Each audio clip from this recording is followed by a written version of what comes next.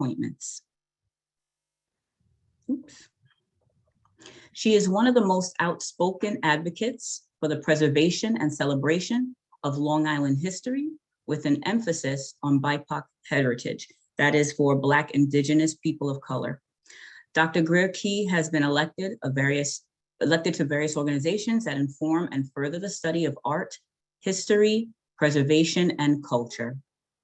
As a founding member and lead organizer of the Pirates Concert Action Committee, her continued role is leading to the rebuilding of the formerly enslaved Pirates Concert Homestead in the heart of Southampton's Village.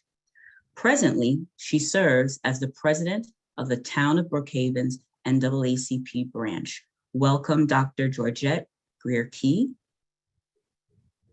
And our second panel person today, we have Candace Pinn. She's an educational consultant and retired educator with 30 years of experience. She's provided diversity, equity, and inclusion training to educators and school-related personnel in public and private educational settings. Candace became a master early childhood educator, utilizing her strong foundation in the pragmatics and fundamentals of teaching, while enjoying many leadership roles over her career. She is the current president of the Westchester Alliance of Black School Educators. Under her leadership, the Westchester Alliance of Black School Educators raises thousands of dollars annually to fund scholarships for college-bound high school seniors. Candace is a native of Brooklyn, New York, and holds a Bachelor of Science in General Engineering from Tufts University, a Master's in Science in Computer Science from New York University College of Engineering, and a Master of Arts in Education from Columbia Teachers College. She has 4 adult children, 3 sons and 1 daughter, and she and her husband reside in Mount Vernon, New York. And we would love to welcome Candace Pinn. Our first speaker, Dr. Georgette Greer, will be sharing a lot of history with us. So pay close attention because there's a lot of information about African-American history in Long Island. So I turn it over to Ms. Dr. Georgette Greer.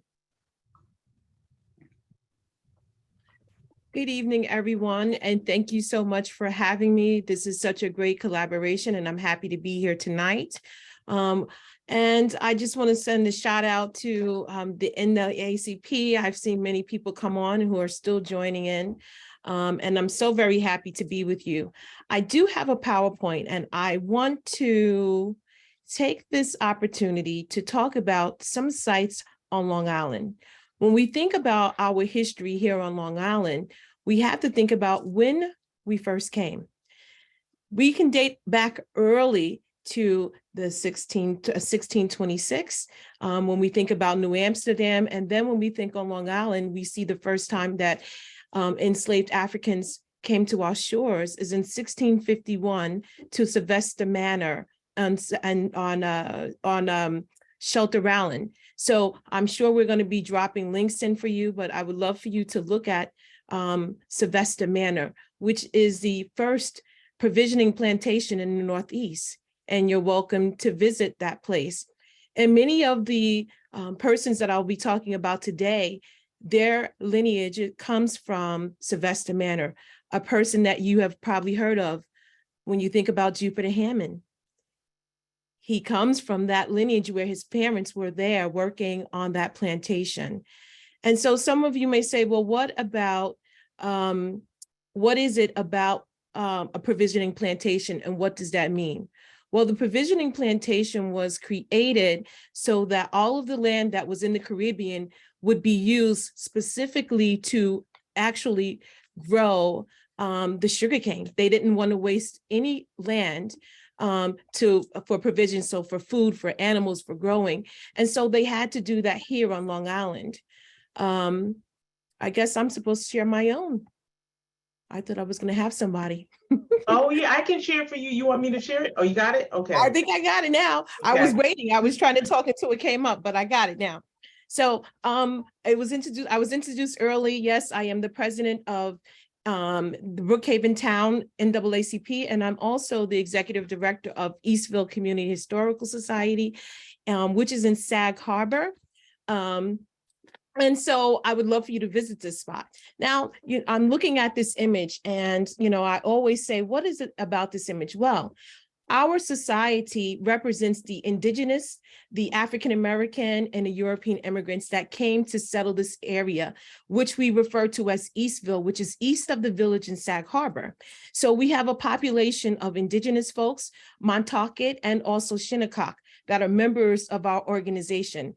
When the Montauks got pushed out of Montauk, illegally and by law, they settled in the Eastville area, which they would normally be there during the winter months and then live on the shore during the summer months. So that's how this organization got started. We have a cemetery, and our cemetery is also the first cemetery to be integrated. All of the other cemeteries in Sag Harbor are segregated. And so we have a church, the St. David AME Zion Church, which was also built by these three. We have a collection called Collective Identity, and it furthers this message of us being together as far as the BIPOC community. As Dr. Adams said, that is the Black, Indigenous, and people of color. And so not only are they interred together, they work together and they worship together. And so that is the story of Eastville. And I'll get back to Eastville section in a little bit. Someone you may not know of is Pyrrhus Concert. How many of you have heard of Pyrrhus Concert before? I know I can't see you wave your hands, but not many people are. Well, he's so important to us because enslaved persons normally didn't have two names. If you look at manumission papers and different things like that, you'll see that there's one name. Well, he has a long genealogy that we trace back. He was born in March after 1799. So if we think about that date, what does that mean? If you were born and you happen to have some melanin in your skin, you were considered an indentured servant because indentured servant by your mothers because she was enslaved. So whoever was born to an enslaved person after 1799, July 1799, they will be considered indentured. And I know this is a nuance. And when I say an indentured servant, I put up my brackets because when you think about indentured is something where it is a debt you incurred. And how do you incur a debt when you're just being merely born? And so when I think about Pyrrhus Concert, we have a complete record of his life. We see that he was sold at the age of 5, but he was born free and indentured to a debt that he didn't incur. What you see before you now is an image of him where he was celebrated in the town of Southampton. And so not only was he important because of we can trace back his lineages to his grandparents, we know where they were born, to his parents, and he is prominently visible in the Southampton community. When you think about the library, that was where he was born. We have a Pelletero silversmith shop. He worked there. And this, it was his homestead that he inherited from his grandparents. So this is such a legacy and a testament to Northern slavery that we don't often talk about. We don't have to go down south. We can come right here in our backyard. And so I, along with Brenda Simmons, who I know has joined us from the Southampton African American Museum, are working very hard to rebuild his homestead. And so this was actually the property that was passed down to him that he inherited from his free grandparents who actually negotiated their freedom. And so let's move on to the next one. He is so important because of not just the lineage that we learned about today in regards to, we know his first name, we know his parents, we know every place that he worked in the village, and he also left a very important memorial fund that is still going on today at the Presbyterian Church for widows. He was a whaler, you know, so he goes from being a kid that worked in the farm and swept up in the silver shop to actually going on this very important voyage to Yoshido Bay, which is, you know, today, Tokyo. And so this was an important voyage because, as you see here, This was the ship Manhattan, where it was the first ship to be visit Tokyo in 1845, where there was an embargo where you could not enter, no foreigners could enter that area. And so the story is that they were able to rescue 2 shipwrecks of Japanese soldiers, 11, and then again another 11, and they were able to return them to the shore because of Pyrrhus concert and other BIPOC sailors, whalers who were on that journey with them. And so it wouldn't be to after many years, that voyage, that they were allowed to bring back the soldiers, they were able to get provisions. They were surrounded by all of these Japanese boats that were tied together. They weren't really allowed to enter the inland, but the off the shore. And so the emperor and many people came to see this dark man, Pyrrhus consort, because of his skin and his melodic voice. And so you'll see that story time and time again. And in Japan, they documented this very important journey that he made. And so this would open up the embargo. So once it was opened up and we wanted to open trade, it was this voyage that allowed that to happen. So he was on that ship.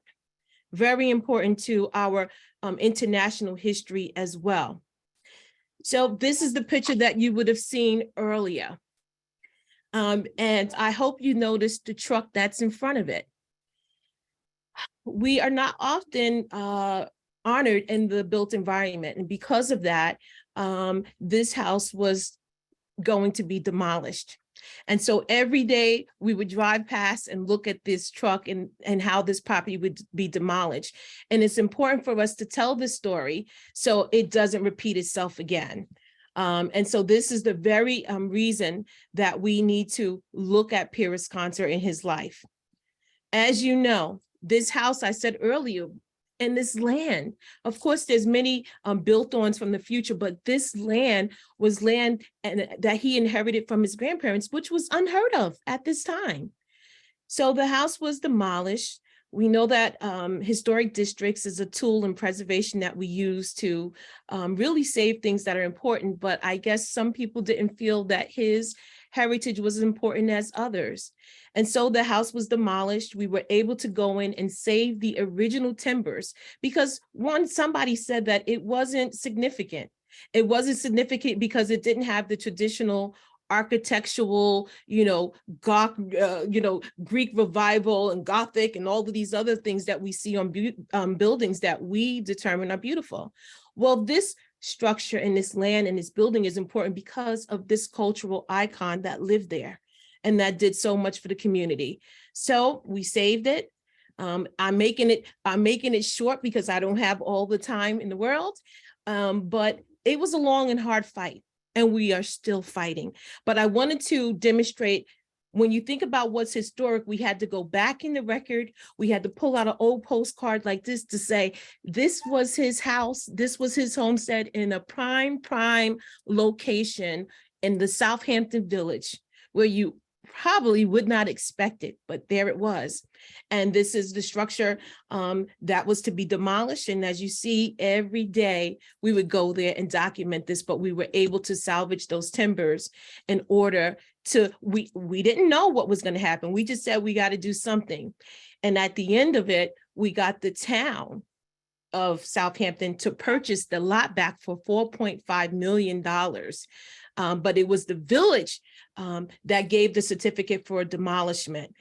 So we had those timbers. We didn't know what was going to happen. In the 11th hour, we got the save. We've done archaeology. And as you see here, this is the site. Now, I want to point out a few things with this site. Where you see the anchor here, this anchor, this was there across the street the whole time.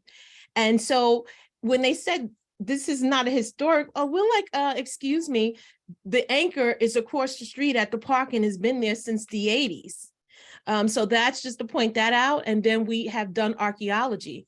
When I talked to you about the trip to Japan, in the archaeology, we were able to find this calligraphy brush that definitely gives us the evidence that we need to prove our story. And so after a long fight, Brenda Simmons and myself, we were able to get the land to be the second landmark property that happened to be of African-American descent ownership. And we also were able to rename the street. So that's, and I'm giving you the short story, as you can imagine. There was a lot of things going on, a lot of sleepless nights and crying and many public hearings. And so this is important for us to make sure that we landmark the site, even though the house is being torn down, we are forging ahead to rebuild it. And so this is his homestead. And we use that word very purposefully because that's what it was.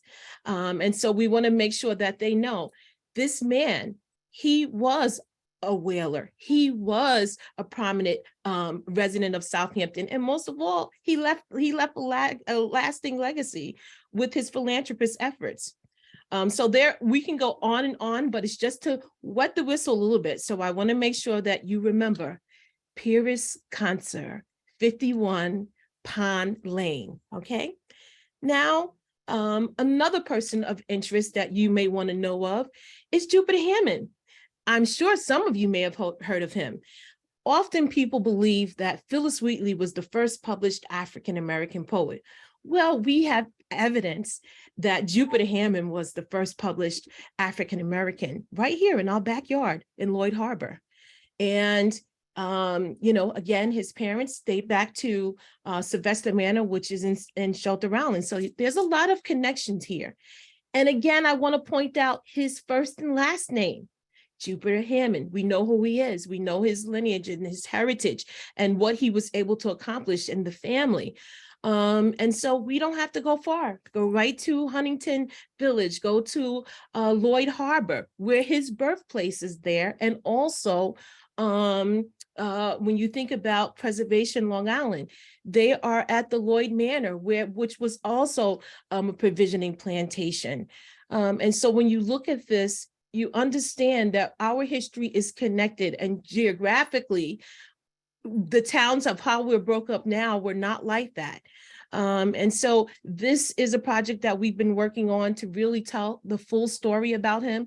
Yes, it was believed earlier on that he was someone that was, you know, docile in slavery. But when you study his poems, he was not docile. He was calling into, you know, a scrutiny. How could you be a devout Christian and enslave your fellow man?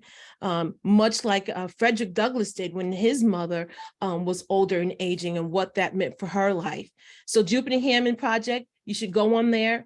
You have to commend this organization because they're endeavoring to tell a fuller story, a fuller American story with inclusion.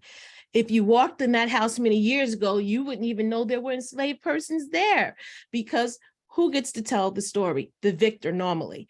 But now we want to bring into focus these heroes that also should be recognized in the space that they worked and they lived in. Now I'll bring you to some more current times. This is basically, I want to say, an extended descendant family. When you think of Sag Harbor, we don't often think that people like this live there.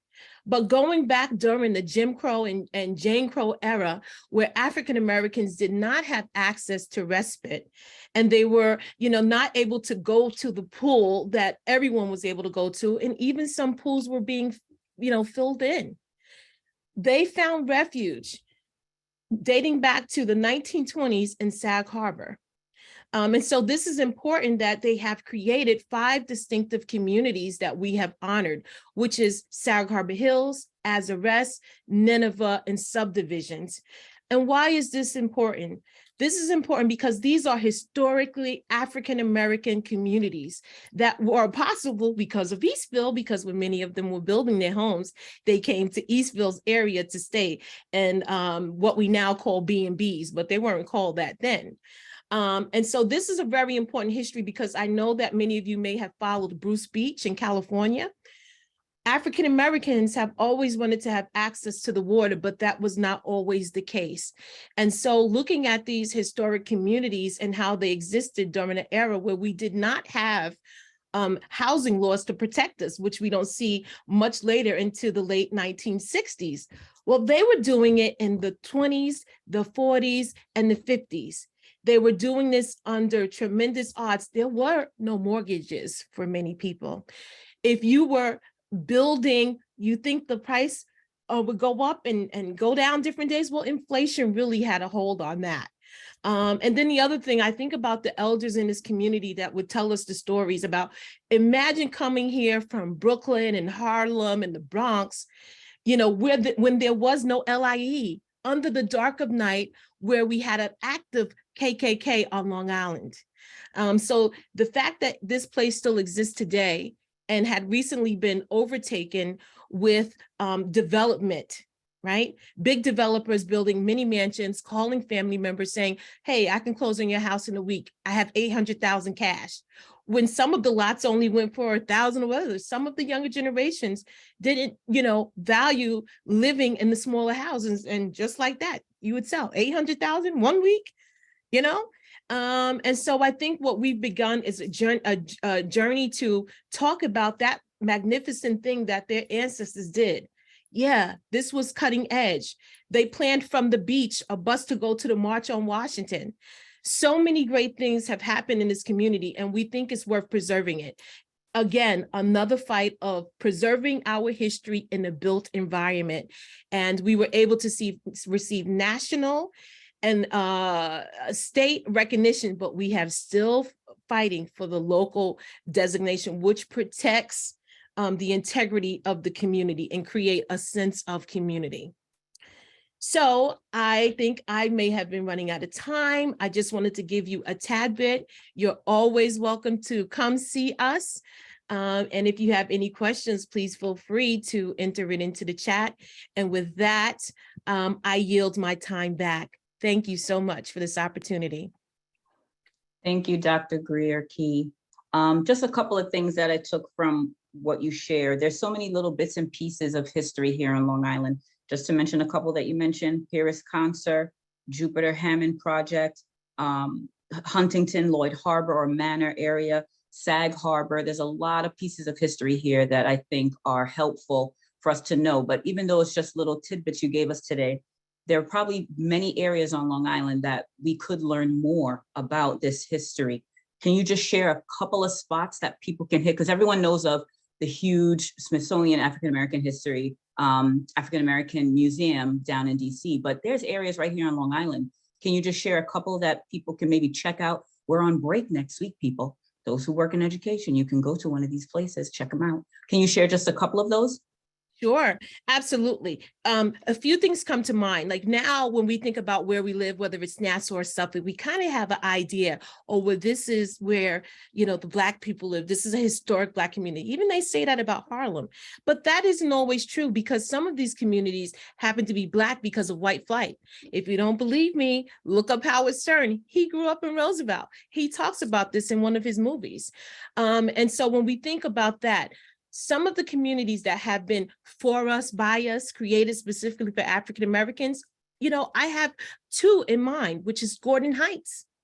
We have such a strong and sustaining history in Gordon Heights. That's one. And of course, I talked about the Sands community. We have pockets all over, whether it's Great Neck, when we think about Spoonie Hill, when we think about Amityville. But if you want to visit anything over this break, I would implore you to go to the Whaling Museum of Cold Spring Harbor. We currently have an exhibition on African-American whalers. It's called From Sea to Shining Sea, Whalers of the African Diaspora.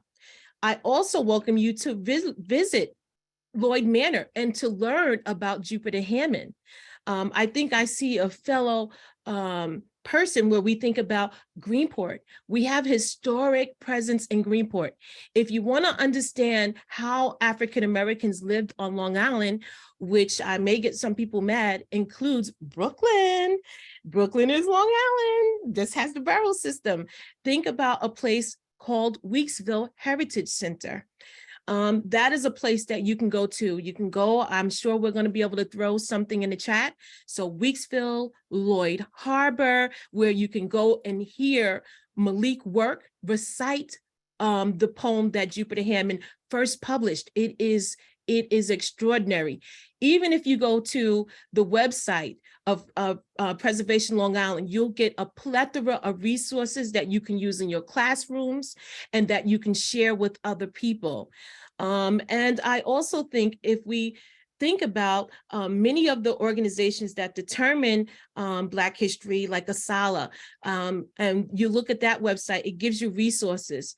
Another project that that I'm involved with, especially in this era of alternative facts, banning books, and changing curriculum, I use the Zenith Project. The Zenith Project helps you teach this history in a way that is proven with primary research.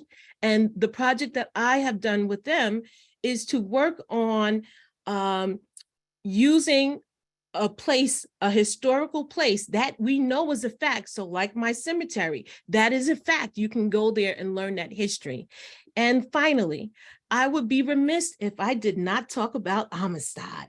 When you visit the Montauk Lighthouse, you will see that the Eastville Community Historical Society has a lasting monument right there on site to let you know.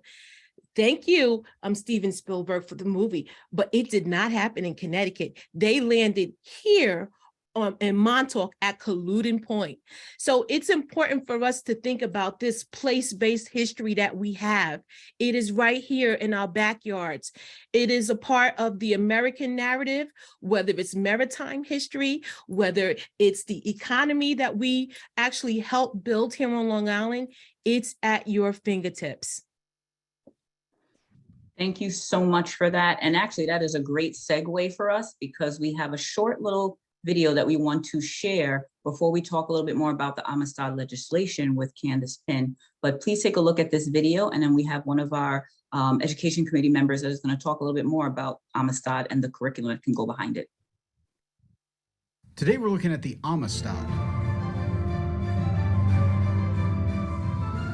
Hello, welcome to the Daily Bell Ringer. Please don't forget to subscribe and take a look at the questions down in the description. Also, don't forget to check out dailybellringer.com for resources that go with many of the Bell Ringer videos.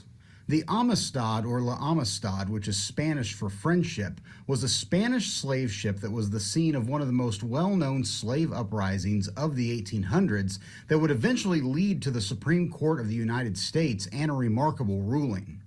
On June 27, 1839, the Amistad departed from Havana, Cuba, carrying 49 enslaved Mende people who had been kidnapped in Sierra Leone and forced into slavery.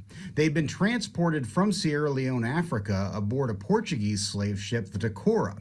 Now in Cuba, they were on the Amistad being taken to the island of Puerto Rico to be sold. The voyage would take 4 days, and at some point during the voyage, the ship's cook had told the enslaved passengers who were shackled in chains that they were going to be eaten by the crew of the ship.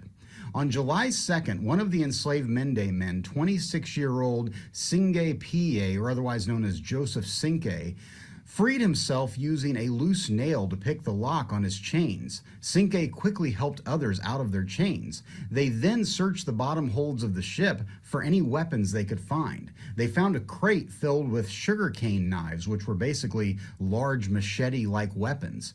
At approximately 4 a.m., they stormed the top deck, killing the captain of the ship as well as most of the crew.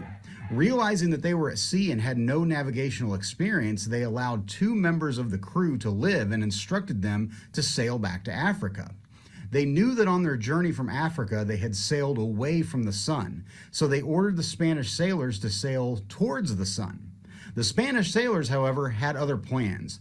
During the day, they sailed towards the sun, but at night, they turned the ship west, basically doing a zigzag pattern that eventually would lead them towards the United States.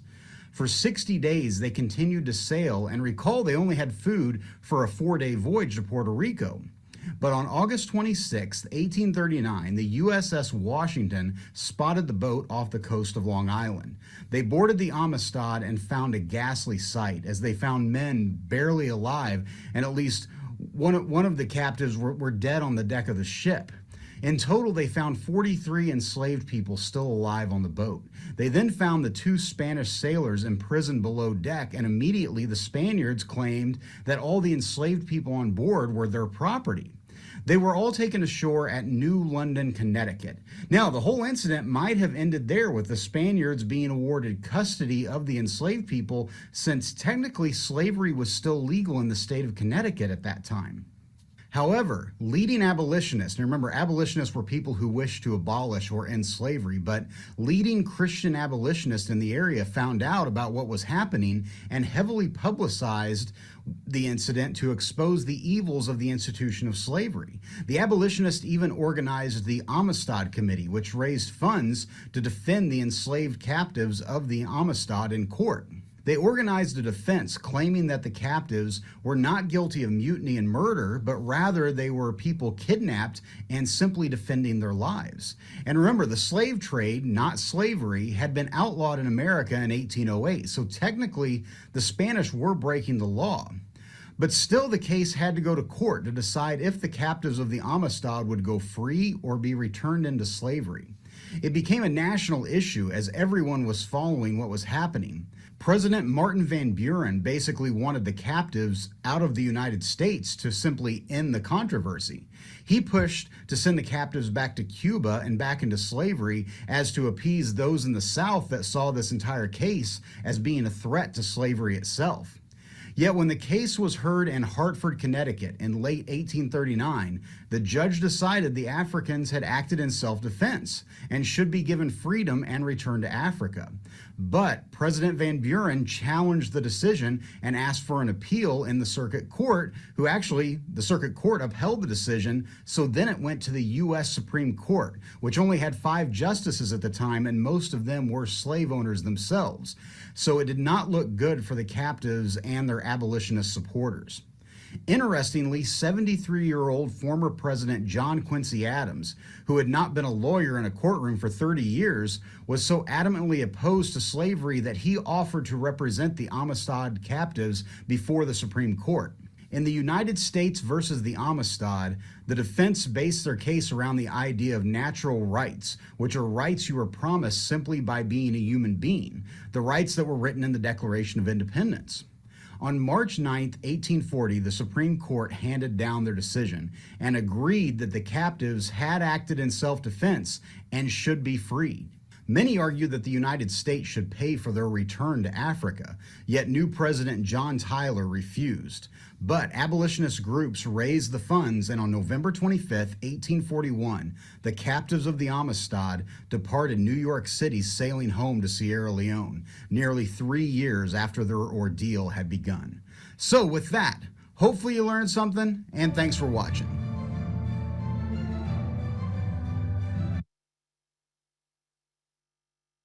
All right, guys, my name is Aiden Smith. I'm a social studies teacher along with high school. I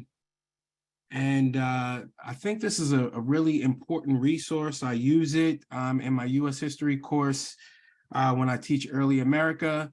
I go over the Amistad case. I think it's important to American history, and it's important to see both Blacks and whites resisting the institution of slavery. Oftentimes I kind of pair it with questions surrounding the issue of liberty. I think liberty is a foundational principle throughout American history. And what are you willing to do to ensure your liberty? You know, when founding fathers say, give me liberty or give me death, they're considered patriots.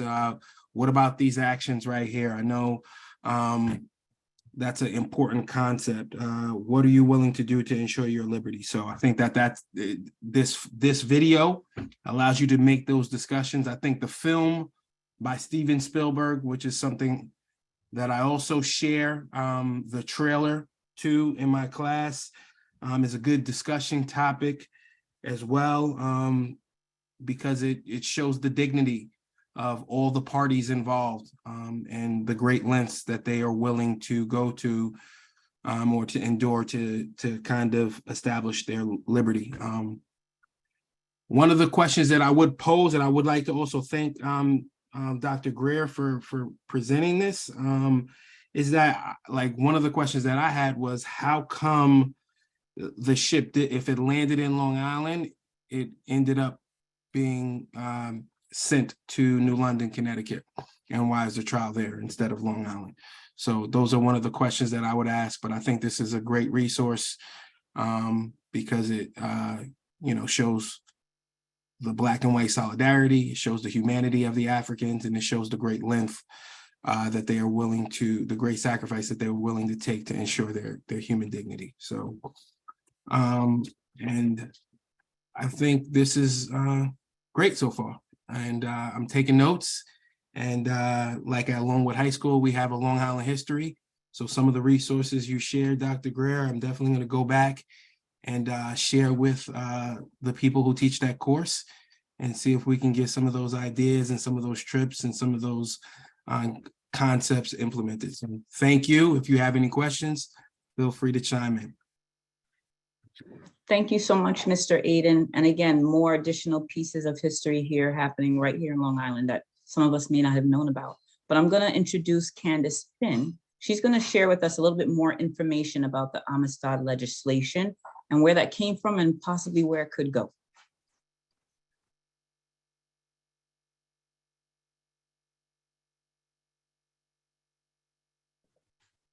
I'm not sure if, are you going to share the screen, April, or Ms. Pinn? No, Candace will, but I think she's Okay. having, 1 second, let me just Okay. open her.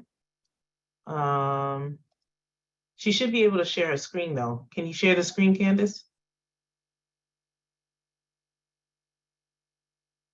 Okay, try now. Up now. Thank you. Thank you for the unmute. Okay, sorry guys. So yes, I am Candace Penn and I'm gonna share my sound as well, right? Because you'll need to hear it. And I just wanted to say thank you to Dr. Brookhaven. I am a resident of Sag Harbor as well. And I have been vacationing there for my entire life, and my grandparents built the home that we share. So thanks for the shout out to Sag Harbor. All right, so sort of following in the same vein about Amistad, you should know as an early childhood educator, I was constantly looking for stories of the enslaved to share with my students, because we had a conversation with the education committee about why it is only in secondary that some of these people and topics are covered. So you should know that when I learned about the Amistad, I was most obviously interested in the young people. There were 3 children on that ship. And in my practice, I try to find children's stories. And so this is Sarah Margaret Kinson, and she was 10 years old when the ship was captured. And she took that trek across the Atlantic in her lifetime 4 or 5 times. And she was a graduate at one point of Oberlin College. And so that is a fascinating story. And there's a children's book. It is fictionalized, but it is based upon Sarah Margaret Kinson's story. And when I talk to young people, and I'm talking kindergarten because that's what I taught. When I talk to young people about Sarah, it's sort of in the vein of fairness, of course, introducing this idea of freedom and slavery, which is very new to them, and how she was actually captured and brought here without her parents and so forth. And so they find that story of Sarah extremely interesting. And I think that more of those stories need to be told to young children so that by the time they get to secondary level, it's not brand new information. So I just wanted to share a little about Sarah, and you can certainly look up these resources. So the Amistad Law, named after La Amistad, it was passed in 2005, and these were the reasons stated. It is the policy of the state of New York that the history of the African slave trade, slavery in America, the depth of the impact of the enslaved African in our society, the triumph of African Americans, their significant contributions to the development of the country is the proper concern of all people, particularly students enrolled in the schools of the state of New York. It is therefore desirable to create a state-level commission. And so they created a commission, and the intent of the commission was to study what exactly is being taught about this history, these bullet points, in the schools in New York State, and to make recommendations to the New York State Education Department. That is what the original law, passed in 2005, was meant to do. Now, there's obvious evidence to support why we need to include Black history in the school curriculum. But these are quotes right from the law itself that explain why. During the period beginning in the 15th century through the 19th century, millions of persons of African origin were enslaved and brought to the Western Hemisphere, including the United States of America.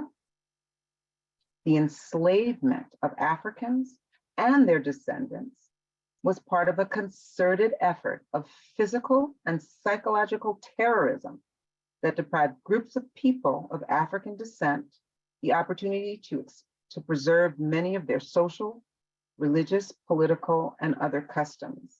Slavery in this country continued with the legalization of second-class citizenship status for African Americans through Jim Crow laws.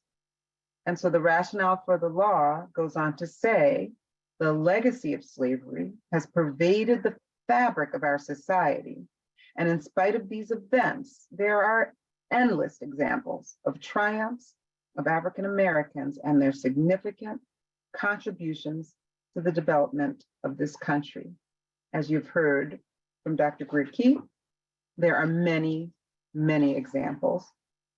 And so therefore there needs to be a law to uncover this history. So these are testimonials that you're about to hear from a student first, an educator, and a parent. The high school student answers the question, what have you learned about slavery? Where have you learned it? And how has it helped you to learn about yourself?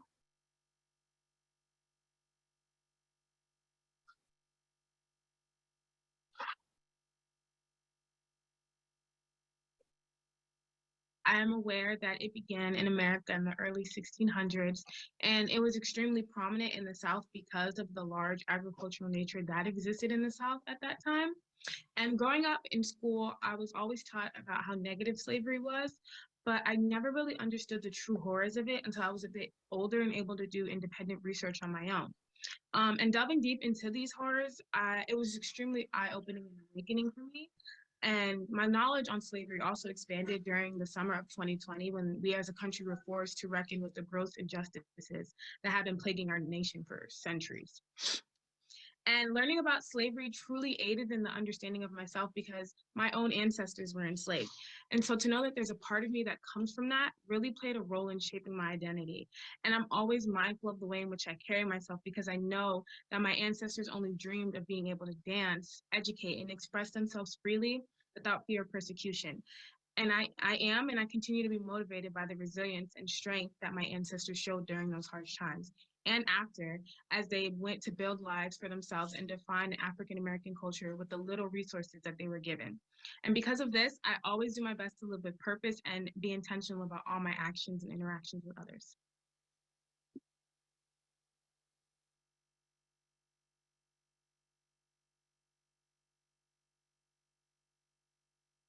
Everyone. So I think that when answering and speaking to some of those questions, one of the first times that I can remember when I realized that Black people were really left out of the curriculum was when I was young. I don't remember exactly how old, but I know I must have been in like elementary school. I just remember one day my sister coming home and telling me about how she learned about this Black guy named Toussaint Louverture, and he, how he freed Haiti, and we're Haitian. And so I was just so shocked and surprised because I just, generally never really learned about anybody Black when going to school. So I was just so shocked. And she was in middle school, I believe, at that time. So I just couldn't wait to get to middle school so that way I can learn about this Black guy that, you know, she talked about. So that kind of gave me a little inkling, because I felt something, you know, that surprise that I had told me that like something was missing. So there was like some kind of feeling there, but you know, that feeling lingered, but I never really connected all the dots until probably when I was out of college in my early 20s. And I had moved to Brooklyn. I joined an organization called the African Blood Siblings with a group of other young 20-somethings. And through them, I got involved with different organizations like the UAM, which is the United African Movement in Brooklyn, where they would have different people come and talk about the history of Black people. And I just learned so much. Everything just blew my mind. Every week they had a different person coming in. And so during that time, I was also teaching. I was actually teaching social studies. And so that really crystallized to me how much we are just not included in the curriculum. I just realized the curriculum that I was working with basically almost had nothing about us, and not even the truth about us, because the stuff I was learning at the UAM was definitely not in that curriculum, and definitely wasn't in the curriculum that I got growing up. Education. Majority of what I have learned about African American history, I did not learn until I went to college, and I had to choose those classes. Why is that? Why is African American history not a part of American history? African Americans built this country from the ground up. My ancestors' blood is embedded in the soil.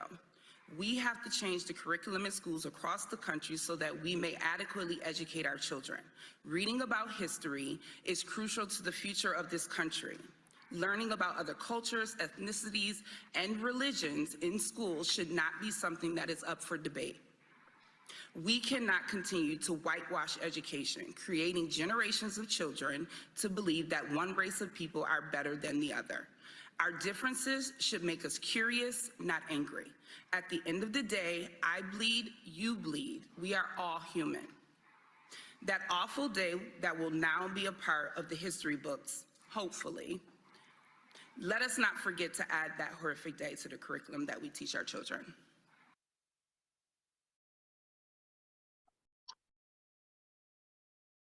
So the Amistad law, and I mean, of course, we could go on with testimonials.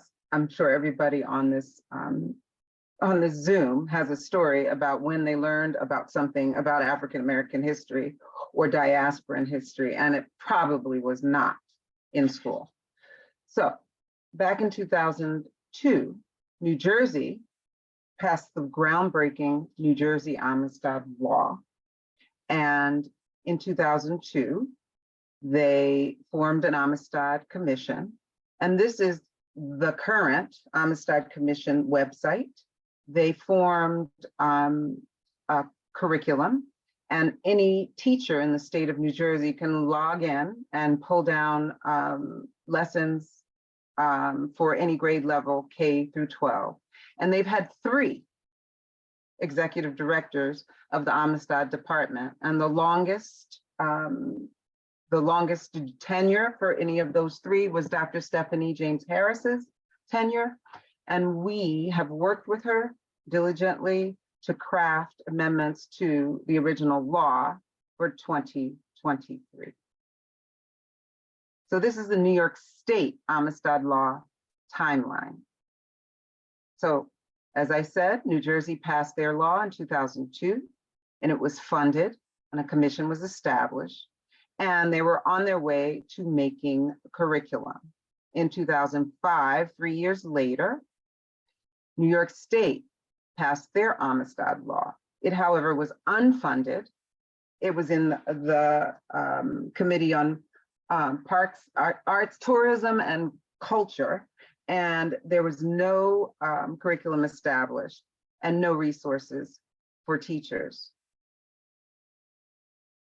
In 2009, when I became aware of the Amistad law, I'd read an article by Winnie Hugh, New York Times, and she was pretty much exposing this New York State Amistad Commission for having done nothing.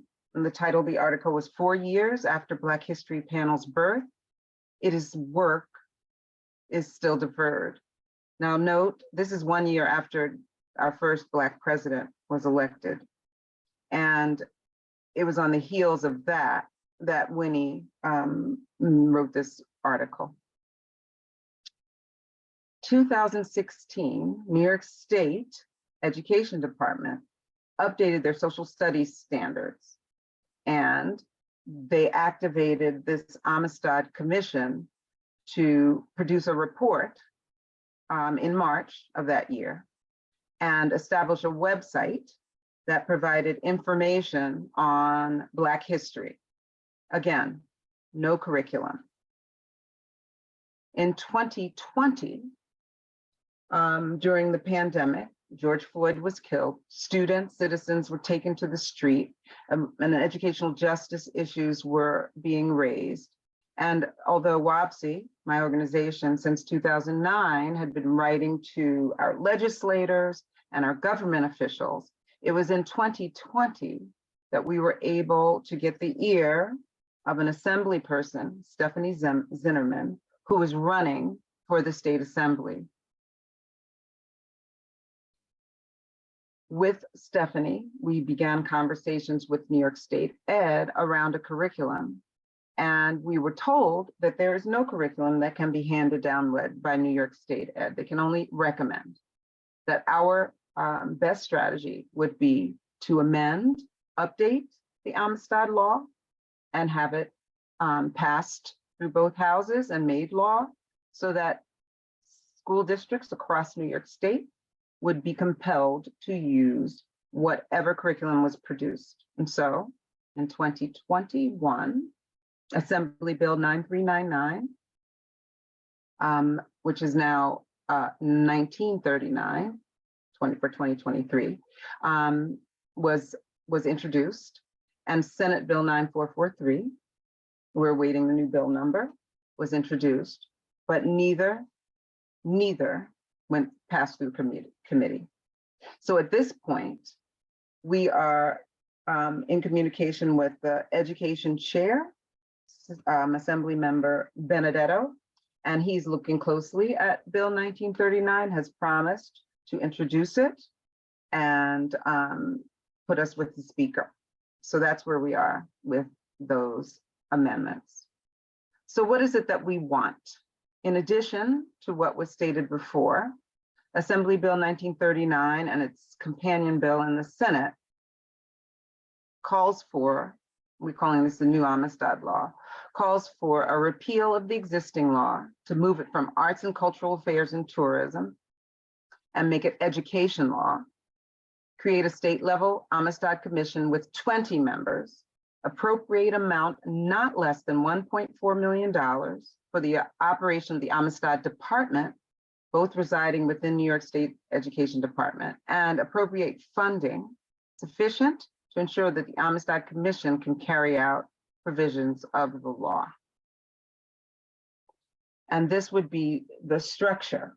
So right now we have a Board of Regents that oversees the New York State Education Department and its commissioner. And the commissioner would be a member, or his or her designee would be a member of the Amistad Commission, along with the President of the Senate, Speaker of the House, and Chancellor of the State University of New York, and then 16 public members. And together, this commission would appoint an executive director of what would be called the Amistad Department. And their whole role would be to market, create market, and provide professional development for the execution of an inclusive curriculum in Black history. So these are the next steps. Your support is absolutely critical. So we're asking that you talk about this legislation with your friends, colleagues, family members, affiliates, constituent groups, and in your communities. Make people aware that it exists. write to your representatives, your local representatives, and the chair of the Senate, the Speaker of the House, Carl Hastie, the the chair of the Education Committee and the Assembly, that's Representative Benedetto, Speaker of the House, Andrea Stewart Cousins, who is the President of the Senate, and your local representatives. And most importantly, on the local level, we educators have to attend our school board meetings, ask about their diversity, equity, and inclusion policy. It includes inclusive curriculum. We have to ask our boards about their compliance with the Amistad law. So if you need more information, you can always visit our web address is WAPC New York, WAPCNY.com. You can email me, Candace Penn. I want to thank you, April, and speakers for the opportunity. Thank you so much, Candace. I know that